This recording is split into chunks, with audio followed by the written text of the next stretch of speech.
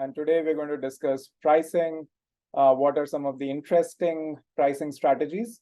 How a product manager is involved in pricing strategies, right? So with that, let's get going. So there are different variables that influence the price of a product, but a couple of top items that influence the price. For example, the first one is cost of production, right? So recently Apple launched iPhone Titanium, right?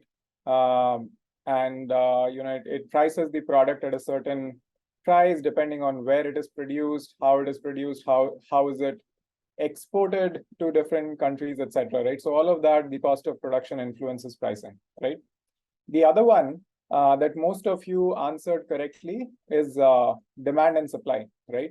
So and it influences any product or service that is purchased, right? Take, for example, an India versus Pakistan match happening in India, or the price of Uber when you're about to leave your office in the evening, right? So demand and supply, similar to the price of onions as well, drive a lot of pricing strategies, right? The third thing is competition. Look at the prices of products sold on some of the quick commerce companies like Instamart, Zepto, Blinkit, etc. Right? They're always competing with each other, and because of that, the cost to a consumer is low, right? If there were no competition, the prices would be much higher than what you see today, right? So competition is another thing that influences the price of a product, right?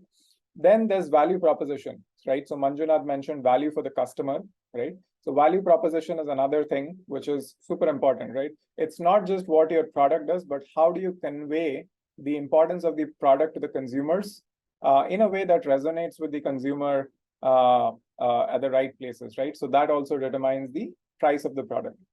Then there's target audience. Take the example of flight tickets. The same flight ticket costs differently for a business class versus a regular class, right? In fact, to the tune that most of the flight companies actually make more money from their business class, which is just a fraction of their seats as compared to the regular seats, right? So target audience is also important, right? So you know a lot of brands that are built just based on target audience, like take Audi or Apple iPhones, example of target audience, right? And one more thing is brand. So if you are a known brand, you can charge a premium based on the kind of brand that you've built. If you are a new brand, then you can't charge that premium, right? And then there are a lot of other factors, like some of you have mentioned, Saf has mentioned inflation, Tarun has mentioned quality, right? All of those things also contribute to pricing, right? So today, we're going to take a high-level look at what are some of the pricing strategies, what are some of the monetization mechanisms, etc. How do we really price as a product manager, and how is a product manager involved in all of this, right? But before we go deep, I gather that this audience is here to learn about product management. So I'll spend about the next 5 to 10 minutes or so doing a bonus discussion around what are the product skills that is required by a product manager, right? Before we dive into pricing and monetization. So I'll start with this particular product competency framework. This product competency framework is created by a very well-known product leader, Ravi Mehta. You can see his name here. For those of you who are new to product, you can obviously go to LinkedIn or Twitter, whichever medium you prefer, and follow Ravi Mehta, right? Essentially, this particular 12 bulleted competency framework defines what are the various things that a product manager does, right? And for anybody who's looking at building their career in this particular area, it's important to know what those skills are. So broadly, the product skills can be distributed into these 4 categories that you can see here.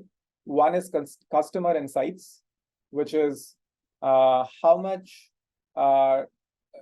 insights from the customer. How close are you to the customer? How well do you understand the customer? And how do you bring those insights while building the product? The next one is strategy. How can you look at the immediate customer needs? How can you look at what are the business requirements? Do you want to build more revenue? Do you want to acquire more customers? Do you want to retain more customers? Is there enough churn, etc., right? How do you marry what's happening around your product long term, what are consumer needs, what are business needs, into a coherent strategy for your organization and product, right? So that's product strategy. The other part, which is a softer part, but super important part, is how do you influence people? And the fourth one is product execution. Given a strategy is defined, how do you ensure that the right product gets shipped out with the right quality to your audience, right? So these are the few key skills that are super important for a product manager. Again, product management role is a role where the person wears multiple hats. So these are obviously not comprehensive, but this is still a very good list in terms of what are the capabilities that you need to build as a product manager, right? If we go a level deep, there's fluency with data, voice of the customer, user experience design. How do you create designs which are easy for your users to experience, hold, things like that. There's product vision and road mapping, strategic impact to the company, stakeholder management, team management, managing up, feature specification. How do you write your requirements document? How do you make sure that it is the right mix of business language plus a language that your other stakeholders like engineering, design, analytics understand? And at the same time, your leadership, higher ups, who may not be as technical as let's say an engineering stakeholder understand, product development and quality assurance, right? And one of the main important things is business outcome ownership, right? So product leaders in several organizations are also sometimes called as general managers, where they not just participate in the success of the product, they in fact participate in making sure the product is profitable, there is business outcomes, it is driving revenue and growth for the organization, right? And that is where, as a product manager, understanding the basics of pricing, monetization is super important, right? All right. So now, like I mentioned, business outcome ownership is a super important skill for a product manager, right? And as you gain more seniority in the organization, it becomes even more important, right? But even as a junior product manager, you influence those, business outcomes. Product management is a leadership role. Even if you come with very limited experience, it's still a leadership role and you own business outcomes, right? Which is why pricing and monetization are super important. Like I mentioned, product managers marry customer and business goals, right? So often we would hear that product managers are the voice of the customers, which is absolutely true. Anything that you build has to be in service of the customers that you're serving, has to be right by the customer. But at the same time, only having customer empathy doesn't sail the boat for an organization. So you also need to hold business goals together, and you need to marry both of these things so that there's a amazing customer experience, and at the same time, it's driving business goals, right? Whether it is revenue, growth, profitability, acquiring new customers, whatever it is, right? Which is where it's super important for a product manager to know about pricing and monetization, right? Now, question, right? How does a product manager help in pricing and monetization, right? So bunch of things that a product manager does in terms of pricing the product, right? So first thing is product managers understand the customer pain and hence the right value proposition for the product, right? Super important skill. Product managers is in fact the one main persona in an organization who's consistently speaking with the customers in order to understand what are their pain points, some of which are directly solved, some of which they try to identify and figure out how can they fix, etc., right? So in that sense, product managers can truly determine how can they position a product in order to price it the right way. What message can they drive when an ad is created or when a sales pitch is created in a B2B product, right? So that the right value proposition is conveyed. They do competitive research, right? So if I am in Zepto and I want to price the products on my queue as compared to some of the other organizations, I'll go and look at what is Swiggy pricing, Swiggy Instamart pricing, or what is Blinkit pricing, right? And I'll bring all of those aspects as well when I determine pricing, right? So that is where a PM also helps, because even when they're building the product, they're doing a ton of competitive research, right? Trying to determine what should be the price point, how should I price, where should I give discounts, what kind of discounts do my competitors provide, right? And figure out what is the strategy that the product should take. They determine pricing and monetization models, which is, should I do a freemium model? Should I do a subscription-based pricing? Should I do bundling, right? All those kind of things, right? And then monetization model essentially means what are the different surfaces that I can use in order to sell the product, right? So again, we'll take a few examples later, but imagine a just dial, right? What are the different ways using which just dial PMs can monetize, right? So they can monetize by charging the businesses to list their phone numbers. They can monetize by sharing the phone number data with certain organizations. They can monetize by playing ads on Just Dial, etc., right? And they can also monetize by offering a premium subscription to the user, right? So all the different ways using which a single product can be used in order to make revenue is called as monetization, right? Product managers also run pricing experiments. So essentially, if you look at some of the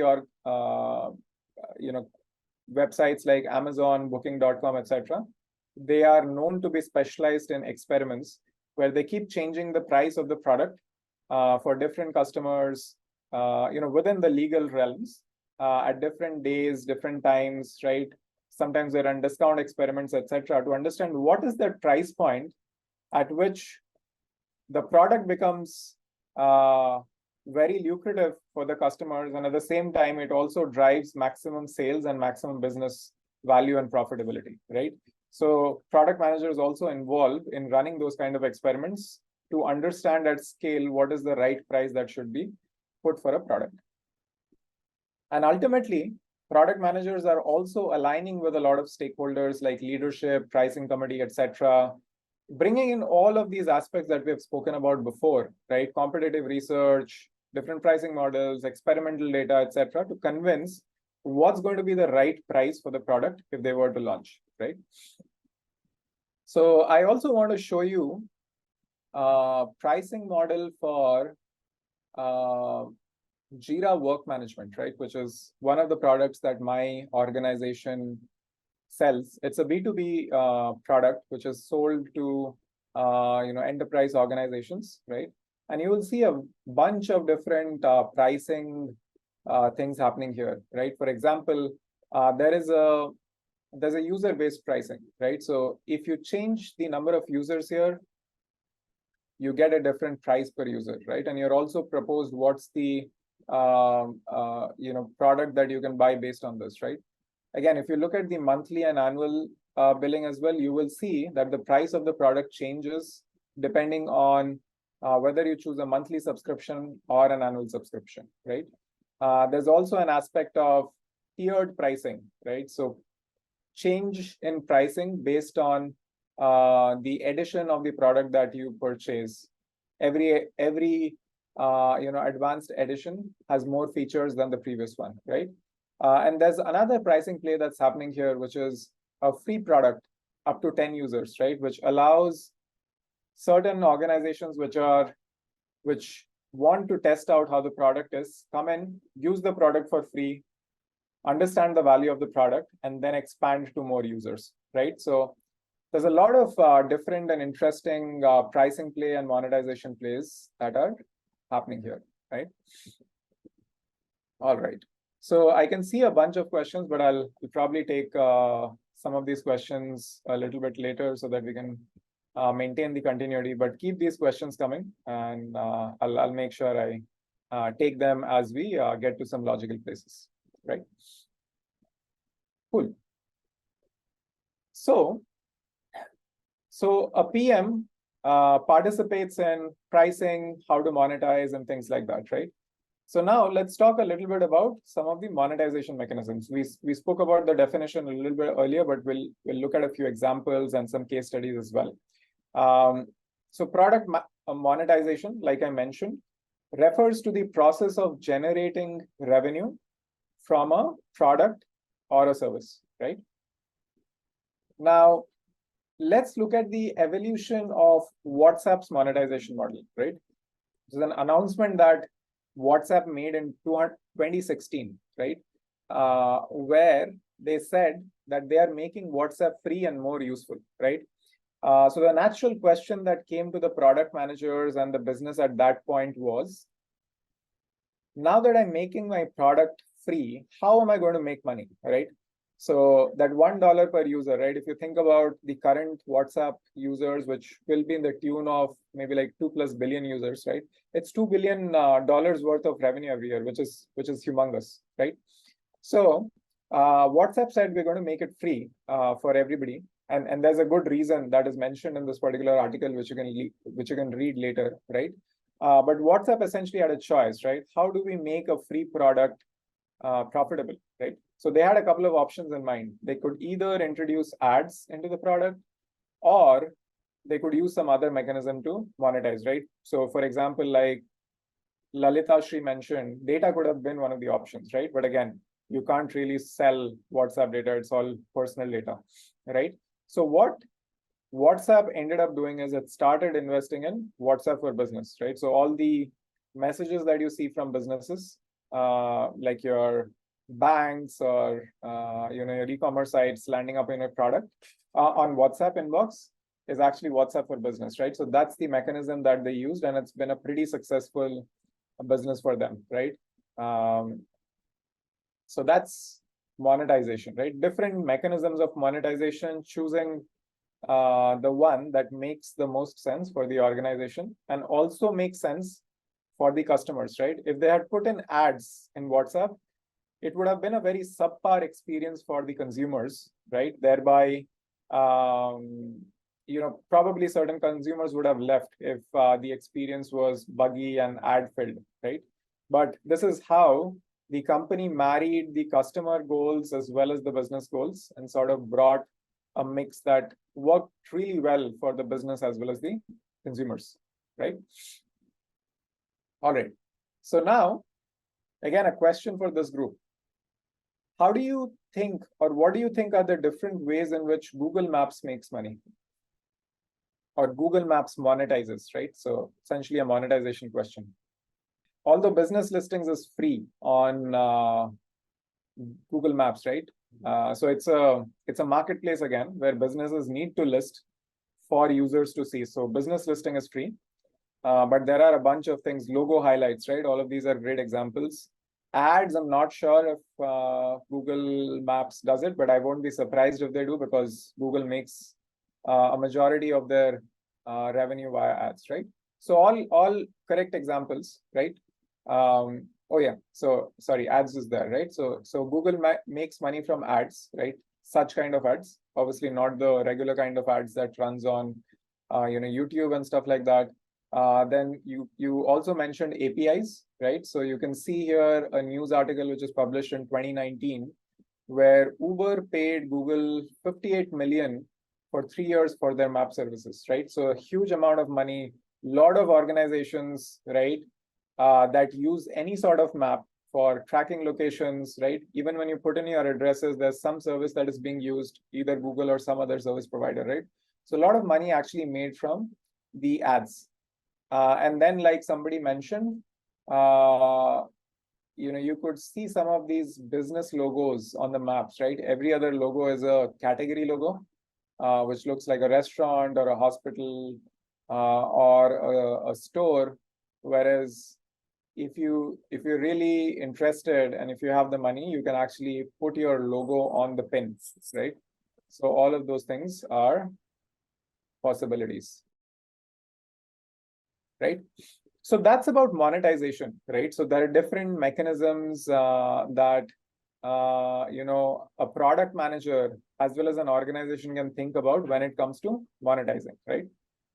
Now, once you've determined the monetization mechanism itself, right, that you've said, okay, I'm not going to do subscriptions, let me do WhatsApp for business, right? Then comes the concept of pricing, right? Pricing is actually setting the right price, which will make the business model that you're thinking about successful, right? And all of that, if you go back to the very first question that I asked, how do you determine the price of a bag of onions, right? What are the different factors that you think about? How do you choose the price of the product, right? So all of that is essentially what is product pricing, right? All right. So we'll look at a couple of examples of product pricing as well, right? Some of these are, again, certain things that you have experienced in your daily lives, but are, behind those daily experiences are strong business fundamentals and years of, knowing how to price products that comes into play, right? So one of them is penetration pricing, right? Penetration pricing essentially is the strategy to price the products very, very low. So price the products very, very low so that you can gain a large share of the market initially. And then over a period of time, you can choose either to stay at the same price or you can choose to increase your price, right? The goal mostly is making customers dependent on the product that you're selling and making it super accessible to everybody, right? So when you want to target a very huge segment of customers, this is the pricing methodology that you use. Can you name certain companies which are popular for penetration pricing? Jio, right?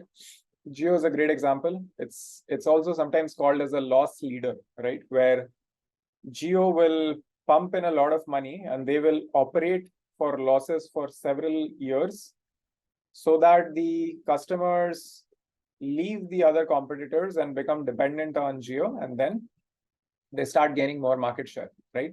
And then sometimes also increase the price, right? Sims is a great example, started with free offerings and then they increase the price. Internet is also an example, right? So when Jio started its first 4G network, priced it very low or almost free and then increase the price, right? So that is penetration pricing. Then there is skimming pricing, right? So the exact opposite. Skimming pricing is a methodology where the companies set the price super high, and they are not in the business of targeting a large customer segment, right? But they're super clear on what is the customer segment they want to target, what is the value proposition they're providing, and go to that particular segment, right? So all luxury brands, super expensive products in the same category will fall under skimming pricing, right? So like Honish mentioned, Apple is a great example. Ravi mentioned pharma companies, right? Also a great example. So pharma companies follow skimming pricing, right? Pharmaceutical companies, where they will put the price of the product super high until they have the rights to solely manufacture that drug. After a couple of years, the drug becomes generic, where other organizations can also come and start building those drugs, and that is when the price of the product reduces, right? So patent rights is the right word, okay? So skimming pricing, again, Apple is a great example in the product industry, which does skimming pricing, right? Physical goods, Audi, Rolex, right? All examples of gaming consoles, right? Examples of organizations that follows skimming pricing, right? And then there's dynamic pricing. Dynamic pricing essentially is how can I increase or decrease the price of a product depending on the situation and scenario, right? So flight tickets is a great example. Hospitality industry, great example of products that follow dynamic pricing, right? In our daily lives as well, companies like Uber or even Swiggy, for that matter, right? will increase or decrease the price of the product, price of the service, price of delivery, etc., depending on the demand and supply, right? So that surge pricing is an example of dynamic pricing, right? So these are all different examples of pricing strategies that are followed by organizations, right? Yeah, Amazon, Uber are all examples of dynamic pricing, right? So Amazon will, depending on a sale season or when they want to dispose certain products, they will reduce the price of the product, right? Yeah. So I'll actually tell you an interesting thing. If you look at this pricing model, there are only very few organizations who have reached $1 trillion valuation so far, right?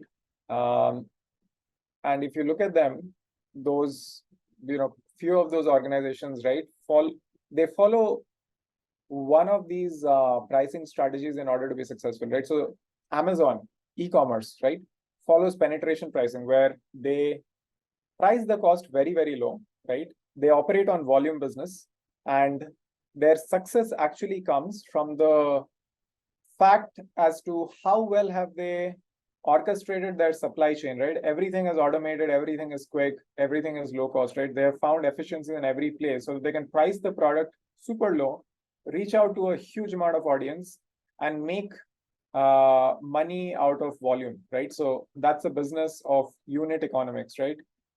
They measure themselves as to how much money do they make for every product that they deliver, right? So they follow a penetrative pricing mechanism, right? Another organization close to $1 trillion valuation, Apple, right, follows skimming pricing for most of its products, right?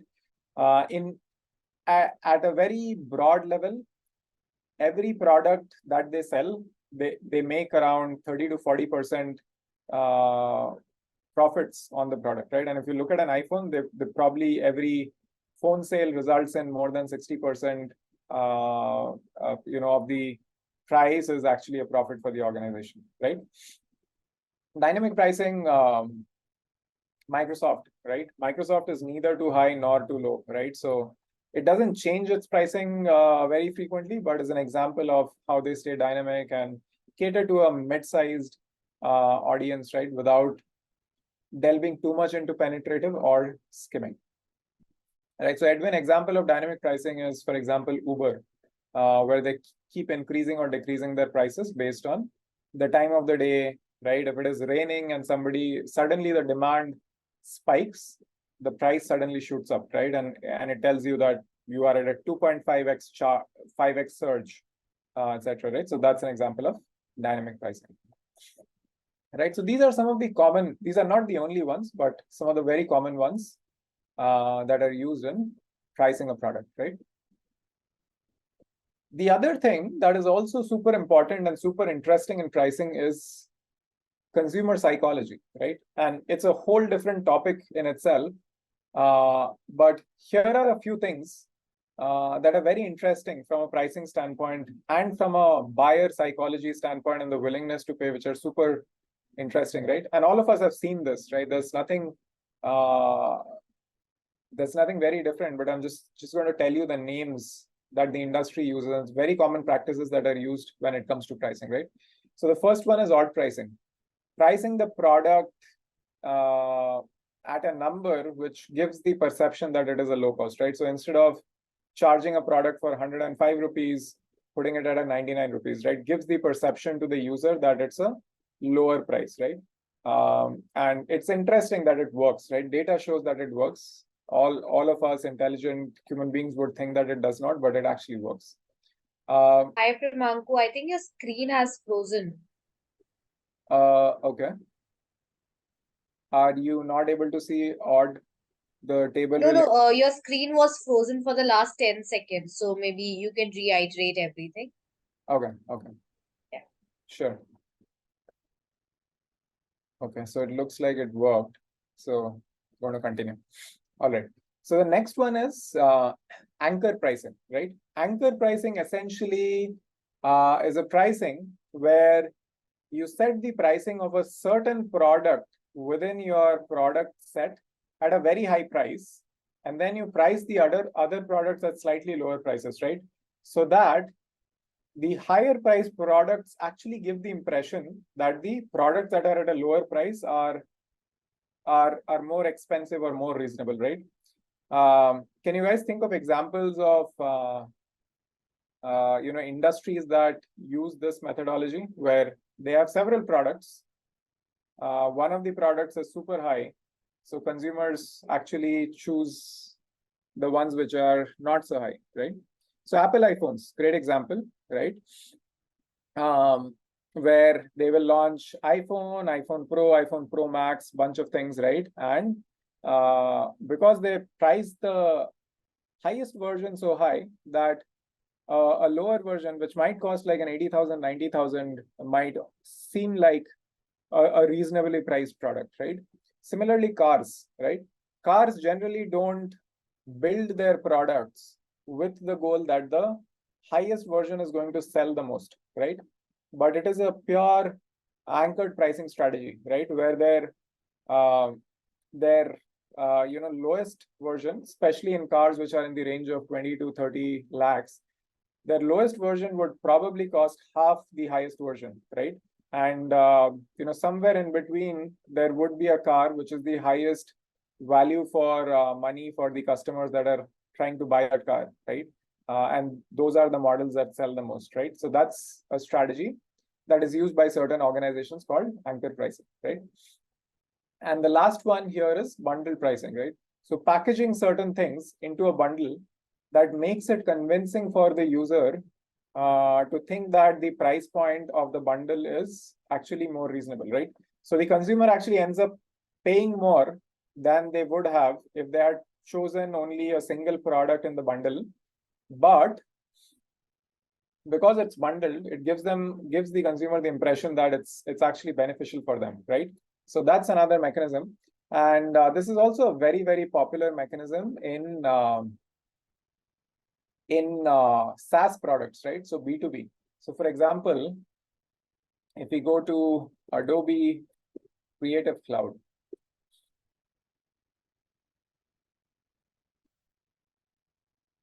if you look at this Adobe Creative Cloud, they have a bunch of products that they sell within this offering, right? Including Photoshop, Illustrator, Acrobat, etc., right?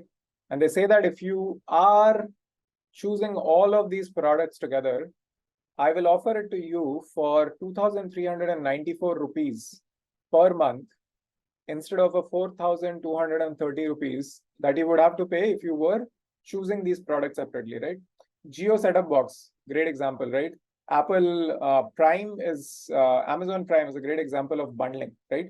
So the idea is, how do you bring consumers using bundles in your ecosystem and then sort of anchor them into your ecosystem so that they don't think about losing, right? Because now they're dependent on multiple products within your ecosystem, right? So super popular mechanism that is used in SaaS industries.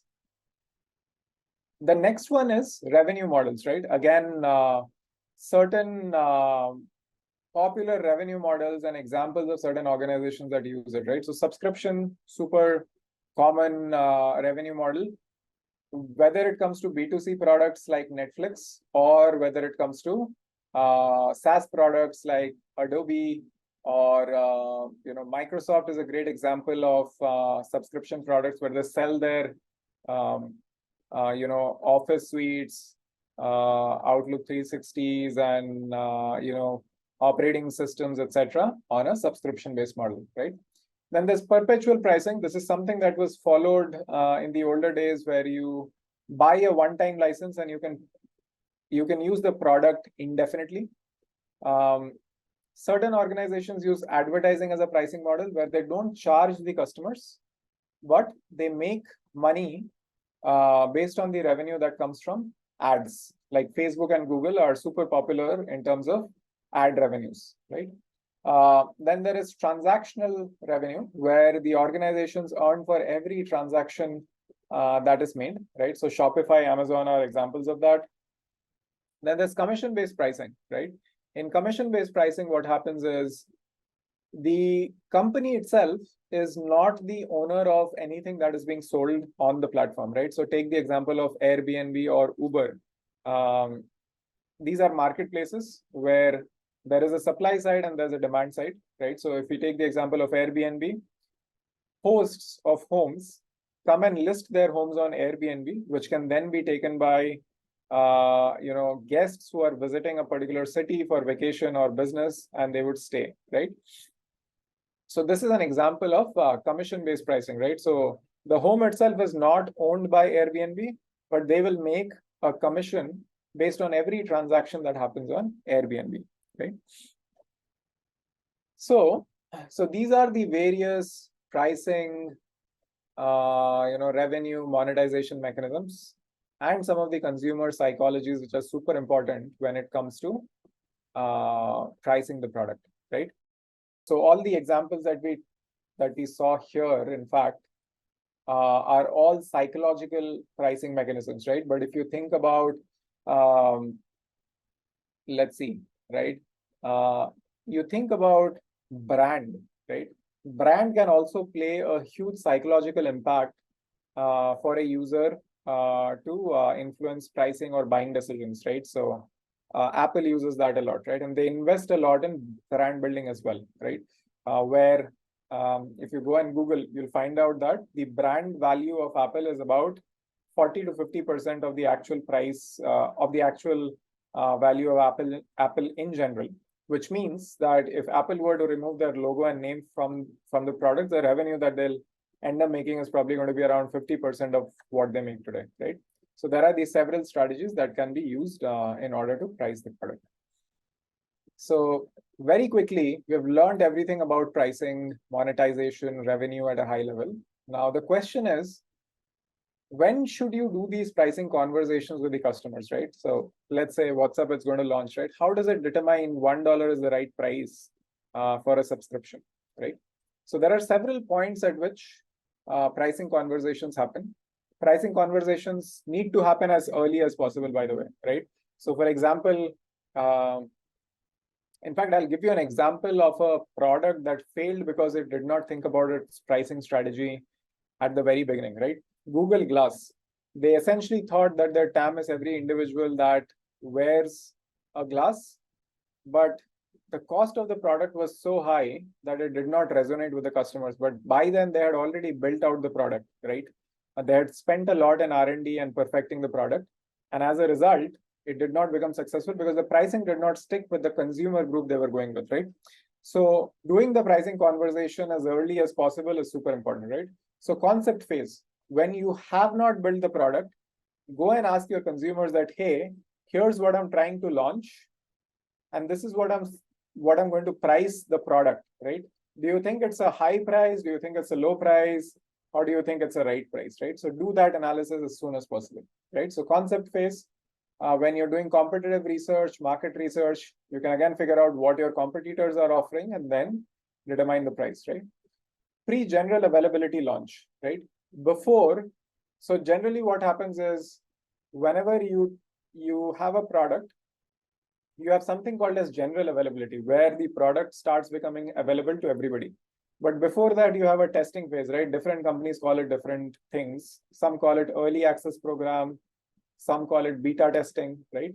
Where you're testing with some consumers, they're paying you, right? Maybe not paying you as much as what it should be during the general availability. So you should be testing out the pricing with those consumers during pre-general availability to see if the pricing sticks, right? Or if you should be pricing it higher, lower, find the right fit, right? The other thing is every 6 to 12 months, depending on the type of product, right? So most of the SaaS organizations try to look at their pricing every 12 months, right?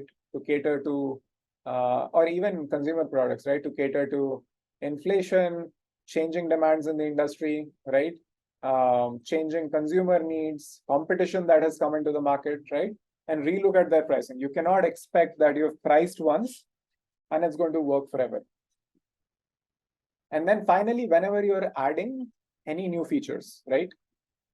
Any new large features, not like small features. So an example is ChatGPT integration again with Microsoft, right? So when Microsoft introduced ChatGPT within its products, it actually started charging, I think, about 40 to 50%, or maybe even more on its regular products, right? So these are the different touch points or phases in the product life cycle when you should think about pricing and relook at your pricing strategy. The last slide is how to have a pricing conversation with the customers, right? This is the last slide. After this, I'll take some questions and we'll hand over. So how do you really do this conversation, right? Now you have set a pricing strategy. You have determined what's going to be your monetization. You are doing a concept testing, right? Or you've created a prototype, or you're doing an early access program. And now you need to have that conversation with your customer that how much should the customer pay? Would you go and ask the customer how much would you pay for this product? What do you think? Is this a good question to ask? No. Why not? Anybody? Anybody who says yes? Okay. Rishi says yes. Okay. Mahesh also says yes. Nikhil says yes. Yes, you can. It's a leading question. Amazing, Abhishek. Any good thought process, but I just want to see what is everybody else's feedback. Give them a choice to choose instead of asking. Yes, perfect, right? So basically, this is not a great question to ask, honestly, when you are doing a pricing conversation or asking for a price, right? Because, so let's say, for example, I come to you and say that, hey, I'm a new car brand, I'm launching this car, these are the features that it has. How much will you pay for it, right? Do you think if I ask 10 customers, they are going to arrive at a price point which, anywhere even remotely resembles close to each other? It's not going to be the case, right? So all of these conversations need to have some anchor around them, right? When I say anchor, either you tell them that, hey, I'm going to launch this product, or I'm going to launch this car. It's going to compete with Hyundai Venue, right? Which is priced at X. These are the features of Hyundai Venue. How much would you pay for this car, right? That's a good question to ask. But directly going and showing them that, hey, here's the car. How much would you ask for it is not great, right? So the answer is this is not the right question to ask when you're doing a pricing conversation, right? And it's very interesting. You get very limited chance of talking to customers to determine price. So it's important that whenever you're doing that conversation, you're actually asking the right questions to the customer to get the pricing right? So there are a few different things that you can do, right, depending on the type of industry. First, like I mentioned, frame the question in a relative manner, right? You say, okay, you're selling a Salesforce competitor. You say that Salesforce Sales Cloud costs $10 per user per month. I have all the features that Salesforce provides. Additionally, I'm going to give you XYZ, right? Data residency or, couple of new APIs. What do you think is the price for my product, right? Then you can have a more objective, price discussion. The second thing is, specifically in industries that do a lot of sales and marketing, you can ask customers that, hey, this is the price that I'm going to charge for this product, right? The example that I gave earlier, right? Hey, here's a pen, or here's a mobile phone that I've created. Here is the features. And the price point that I'm charging on this is 35,000 rupees. What do you think about the price? Is it cheap? Is it acceptable? Is it expensive? Or is it prohibitively expensive, right? And then try to gather feedback from like 50, 100 people. You will start seeing a pattern and realize that for the product that you've built, the price point that you've chosen, where does it really fit in, right? And again, if you are a B2B industry like Salesforce, or if you are a Microsoft selling software to businesses, you essentially do not have, I would say, millions of customers in most cases, right? So in those cases, in generally smaller B2B companies might have like anywhere between 100 to 1,000, 1,500 users, right? So you can go and talk to a few customers directly. When it comes to a B2C industry, like an e-commerce product or a quick commerce product or food delivery, we actually have a lot of consumers, end consumers, which generally in certain cases might run into millions, right? Sometimes even billions for the most popular ones. So you can actually run a lot of quantitative surveys where you can send some data, you can run some experiments, etc. Right? So depending on the industry, again, the mode at which you will do these pricing conversations or determine what is the price of the products can change, right? So that's essentially what pricing, monetization, and revenue is in a nutshell that I could cover in this 1 hour.